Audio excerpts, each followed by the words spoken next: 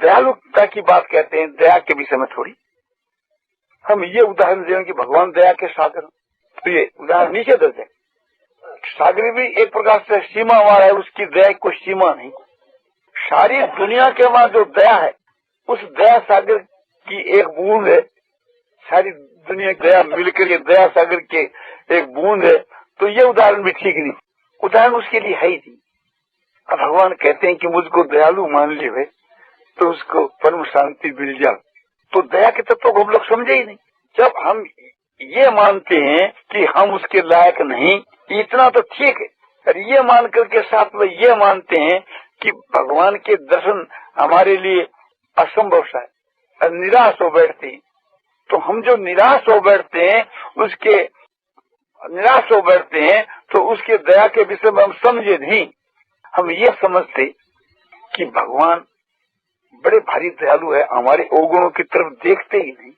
भगवान अपने वृद्ध की तरफ देख करके दर्शन देते, तो फिर हमारे हृदय में निराशा नहीं आती, हम कभी निराश नहीं होते। भगवान के दया के प्रभाव को हम समझते, दया के तत्व और रहस्य को हम समझते, तो कभी हम निराश नहीं होते। फिर भी भगवान तो इतने दयालु है कि हम इतना अपराध करते हैं तो उसका हमको भगवान को दंड नहीं देते।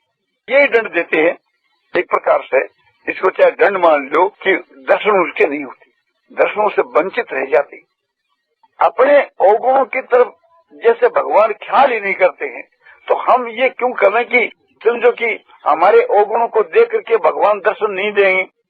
भगवान तो हमारे अवगुणों की तरफ ख्याल ही नहीं करते, और हम उसको कायम करते हैं कि भगवान हमारे अवगुणों की तरफ ख्याल करते हैं।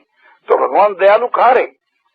हम भगवान को जब परम दयालु समझ जाएंगे, तो एक प्रकार से थी हम उसके विरुद्ध के ऊपर हिम्मत रखेंगे और विश्वास रखेंगे कि हमारे को भगवान का अवश्य दर्शन होगा। ऐसा हमारे दिल में जब विश्वास होगा, तो हम दर्शनों से कभी वंचित नहीं रहेंगे।